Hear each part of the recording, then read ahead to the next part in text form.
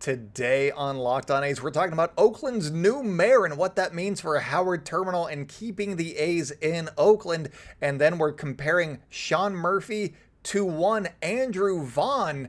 If he gets traded to the White Sox, Andrew Vaughn might be the centerpiece of that deal. So how do they compare value-wise? And then also the A's made 3 minor league signings. Let's talk about them briefly, but let's get into it, you guys. Gobble, gobble, A's fans, and welcome to episode 496 of the Locked On A's podcast, part of the Locked On Podcast Network, your team every day. I am your host, noted baseball fan Jason Burke, and on today's show, we're talking about Sheng Thao being the new mayor of Oakland and what that means for Howard Terminal. And then we're going to be talking about Sean Murphy against, comparably to Andrew Vaughn of the White Sox. And then finally, we're talking about the A's 3 big, let's say, minor league free agent signings and what they are hoping that those guys bring to the A's in the minor leagues and potentially the major leagues. But before we get into anything, thank you so much for making Locked On A's your first listen of the day. We are free and available on all platforms, including on YouTube. And if you like listening to the audio version, the YouTube version of my last show with prospect analyst Lindsey Crosby had a special little tease at the end of the episode, so go check that out. And also make sure to subscribe to the YouTube channel, follow us wherever you like to listen to podcasts. If you still want to do the audio thing, that's fine. Listen to me however you want. I don't care. And then also make sure to follow us on social media at Locked On A's on Twitter and Instagram. I'm at ByJasonB on Twitter. Also, make sure to check out Inside the A's. It is my news site in affiliation with Sports Illustrated where I write a lot of things about the A's. So if you need some A's content, there's some good stuff over there for you guys as well. Follow Inside the A's on Twitter and on Facebook so you never miss an article. But let's talk about what Sheng Thao's election means to Howard Terminal. I've said it before, but I feel like now that it's official, I should probably say it again. Sheng Thao is probably going to be decent for Howard Terminal. Maybe not the best of all the candidates, but she's going to be decent. She's not going to be bad for Howard Terminal. We'll see how the city council shakes out. There's going to be some new members there. She was talking to Casey Pratt, and he posted this video from his YouTube page today, actually, on Wednesday. But it was her talking about the importance of the generational just gravitas. Just having the Oakland Coliseum or the Oakland A's, in as a matter of fact, as just a place to go as a family. And you can do that over the course of generations, have different teams but different iterations of the same team, and watching those guys over and over and over, and what that means to a city having a professional team like that. She did mention that there are other professional teams, but having this team right here, it's important. And so that was a good sign for Howard Terminal, you gotta think. And also in all the city council meetings, she has said, I will do a deal on Howard Terminal, but it has to be the right deal. So she's not going to, just cower to the A's and give them whatever they want. So if you were hoping for that, that's not going to happen. But also, I think that, she's going to be a good proponent for Howard Terminal. And if a deal is there to get done, she's going to get it done, and she's going to drive a hard bargain because prices are high. Inflation is real, my friends. And so I think that she's going to do her best. And so I think that is, it's not worrisome at all. I would say that Lauren Taylor may have been more of a cheerleader for the Howard Terminal project in the grand scheme of things.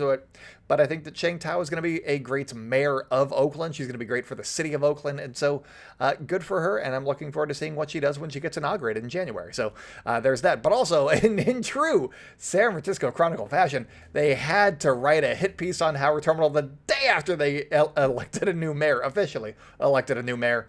It was just a piece basically saying that Oakland shouldn't get the grant that they applied for, the federal grant. They would give them $185 million because it would benefit billionaire John Fisher because the city of Oakland wants to use it as port money to do port things and improve the ports.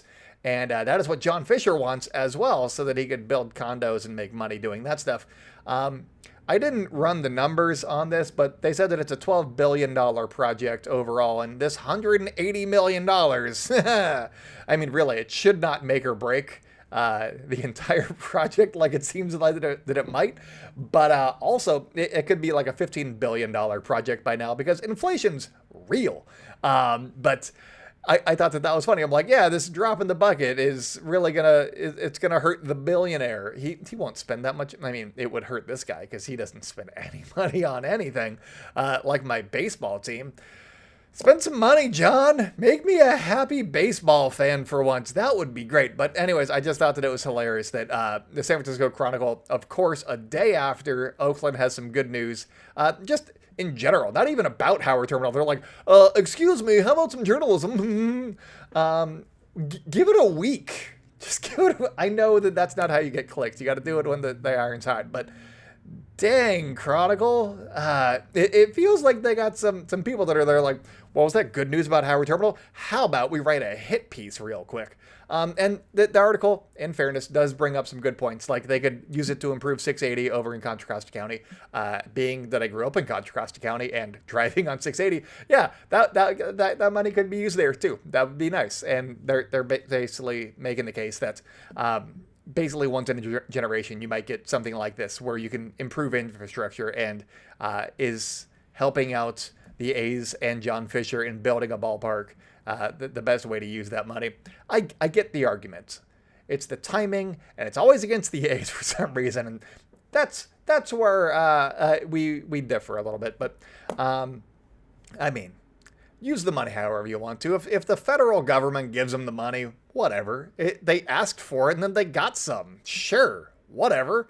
If you ask for it and they give it to you, sure. They don't have to give it to them.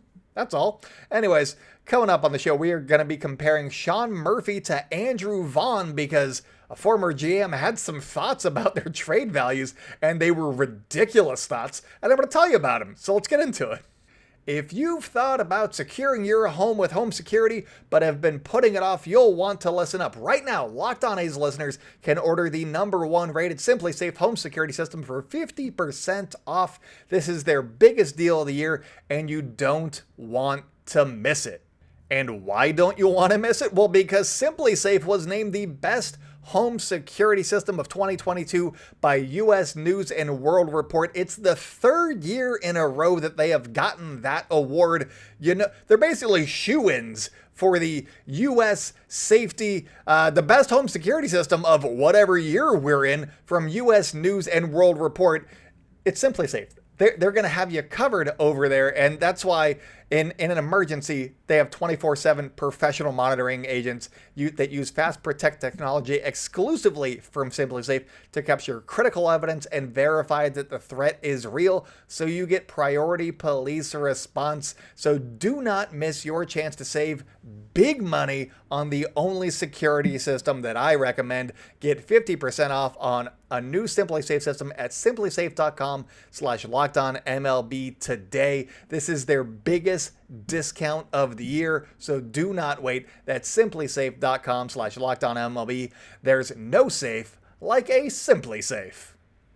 Welcome back to the Locked On A's podcast. If you guys are enjoying the show, make sure to subscribe to our YouTube channel. It's blowing up. We're getting more subscribers. I'm getting very excited about being well over 500 subscribers on YouTube. Let's get to 1,000 or 530. I don't care.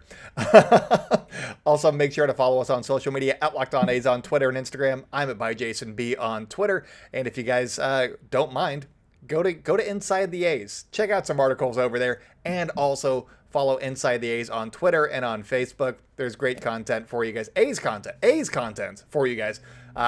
You want to know more about Yoenis Cespedes? It's over there. You want to know about all of the minor league signings that the A's are doing? I got them over there. Anything you want to know, A's stuff, it's over there. But let's talk about Sean Murphy, the A's most valuable trade asset, probably of this crop of guys that they have had, including Olsen and Chapman and Bassett and Manaea, and he's probably their most valuable trade asset. So you want to make sure that you hit a home run with this trade. And Jim Bowden, former GM Jim Bowden, who has some questionable stuff in his past, he still writes for The Athletic, and he was taking questions, and then he wrote an article about it, and he was just fielding. People sent him trades, and they were like, hey. So in addition to Andrew Vaughn. What else would the White Sox have to give up in order to secure Sean Murphy?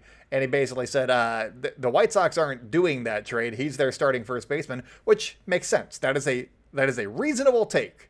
But he should have stopped there, because he then said Sean Murphy or Andrew Vaughn is a more valuable, has more trade value than Sean Murphy, and that's a ridiculous statement. I have a few reasons why, and let's get into them. Number one, and I'm not saying that this place is gospel, but according to the site baseballtradevalues.com, they don't have them as comparable trade pieces by a long shot. And I'm not saying that you use it as, this is a hard fact, but Sean Murphy's value is double what Andrew Vaughn's is. And so there's some research that went into that, I would imagine. And also, Sean Murphy was a better hitter in 2022, according to WRC Plus. He had a 120 WRC Plus, I believe, and I think Andrew Vaughn was a 113. So yeah, 7% better hitter.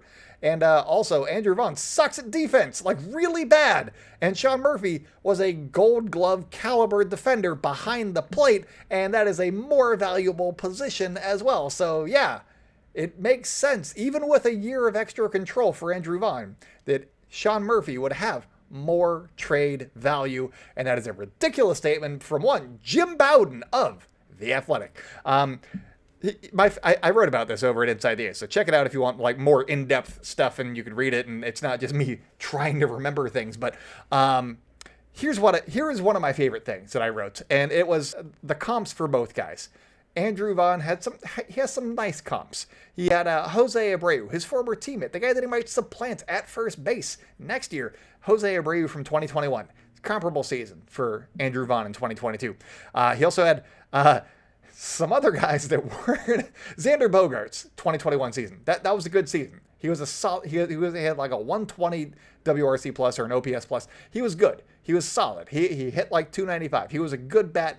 Good comp, and Xander Bogaerts there. But then he also has Gavin Sheets and David Bodie. Those are not the best comps in the world. I'm just going to go ahead and say that. Sean Murphy's comps, by comparison here, you got Carlos Correa, who was making $35 million last season. That's a big comp. Then you also have JT Realmuto, who was making $24 million last season. That's a good comp. And also, arguably the only catcher in baseball better than Sean Murphy. So there's that. There's so many first basemen that are better than Andrew Vaughn, or left fielders, or right fielders. But you can make an argument that Sean Murphy is number 2 in all of baseball behind JT Realmuto.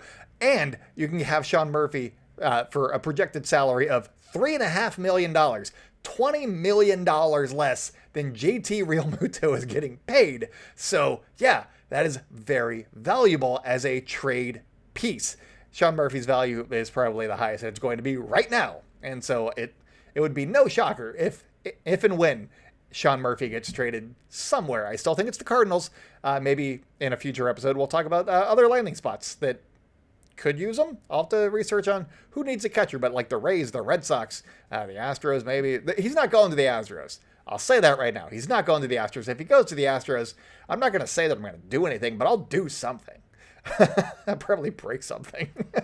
All right. Other comps. You had those two guys. You got Realmuto and also Carlos Correa. And then you also have Francisco Lindor, a second shortstop that he's being compared to, who was making $34 million last season. That is $31 million more than Sean Murphy is projected to make in 2023. He has 3 years of control left. You can sign him for a lot less money, and that is the kind of production that you will be getting, as well as Gold Glove caliber defense behind the plate. He can control the running game. He's got a strong arm. He has, I believe, the second... he only was bested in pop time by JT Realmuto, going to second base.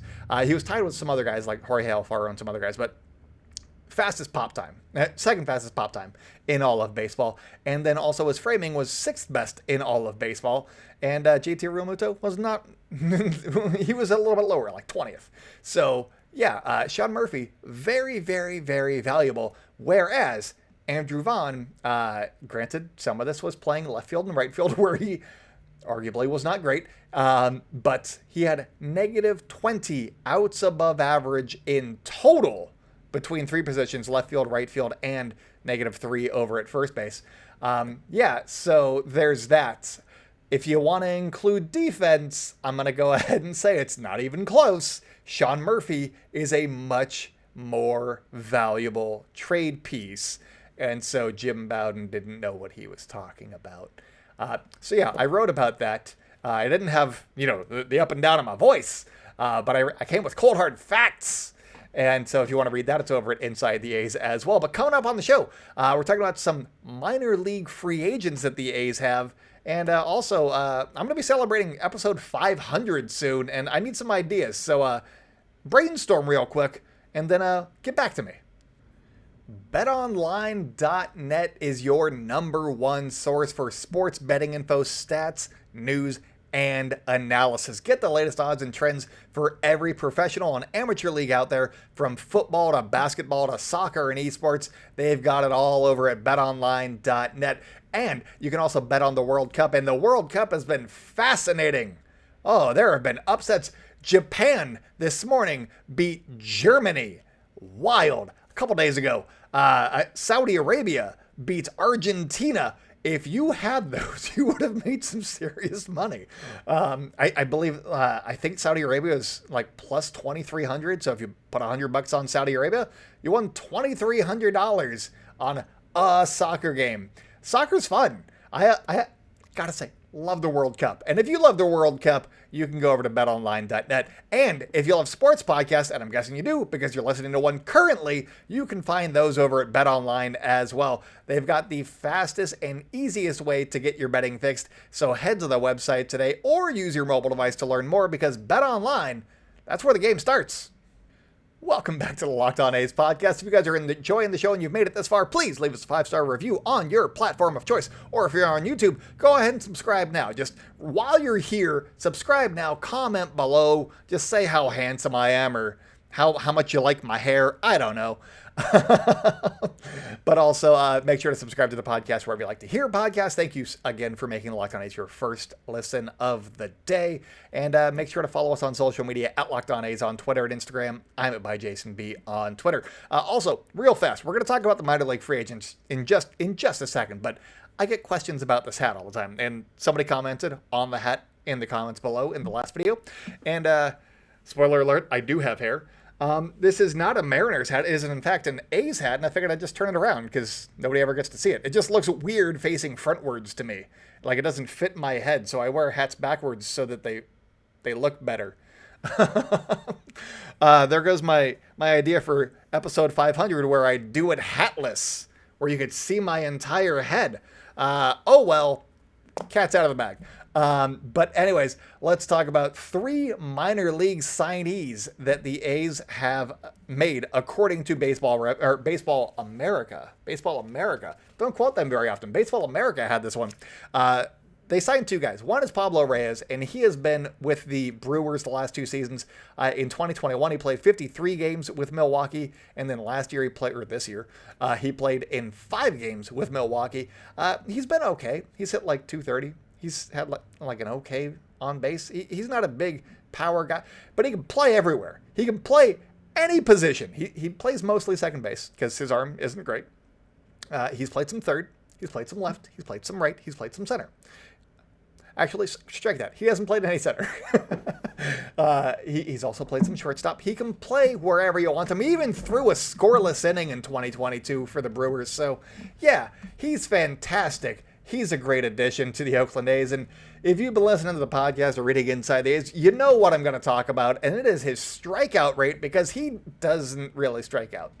That started really high and then just came down. He doesn't strike out a lot. He strikes out like 16% of the time, sometimes 20.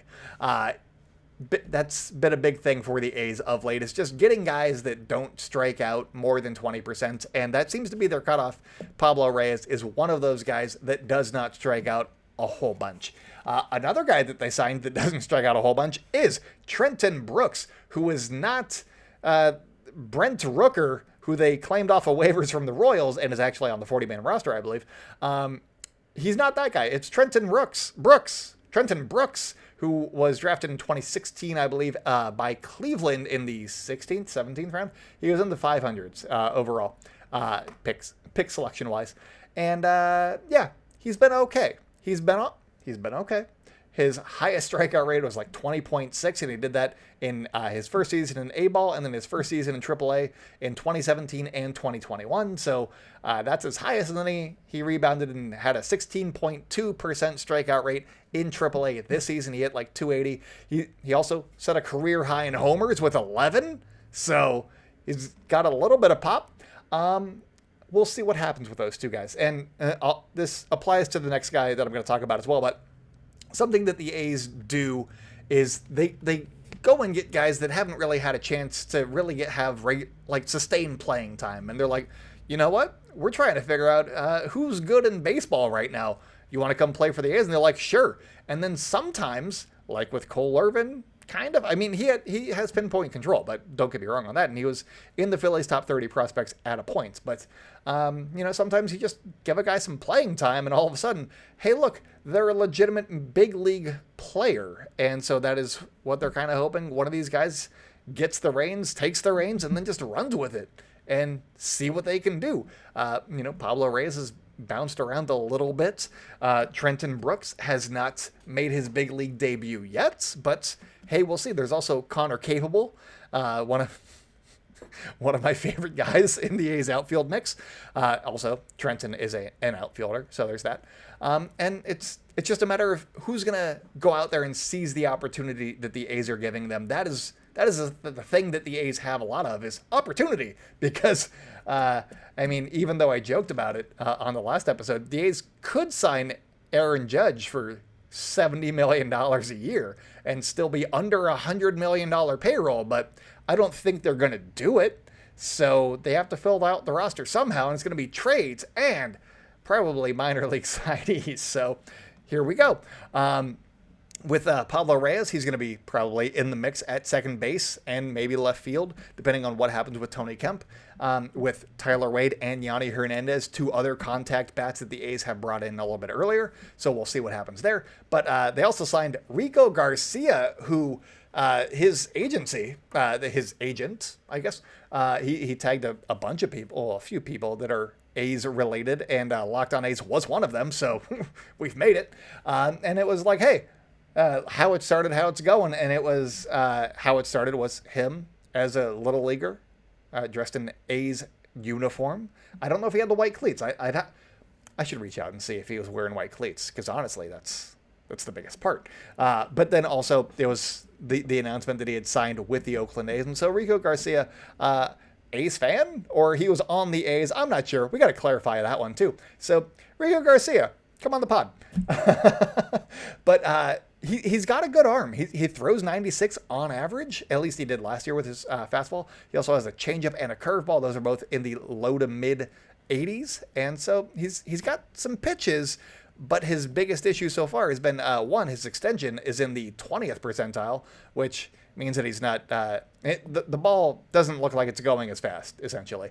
And also his pitches don't move a ton. So there's that. And that is, made clear by the fact that his strikeout rate, which is usually around 9 per 9 in the minor leagues, goes down to like 4.5 per 9 in the big leagues. And that's not a good sign. So something's going to be there. The A's probably got a plan. And hey, maybe Rico Garcia is going to be a nice, middle relief guy, and see what happens with him. But I'm excited to see what the A's see in Rico Garcia, because he's got some talent. I just want to know how they're going to unlock it at the big league level. That's really the issue, is the big league level.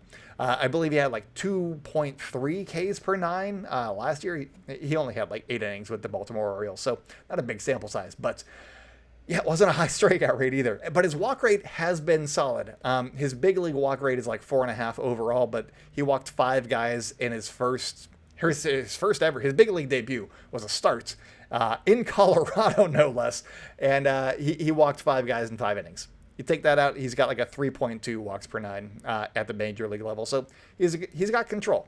He's just a matter of figuring it out at the big league level. We'll see how he does in 2023. But that is all that I got for you guys today. As I said, episode 500 is coming up probably next week, as long as I keep recording every day.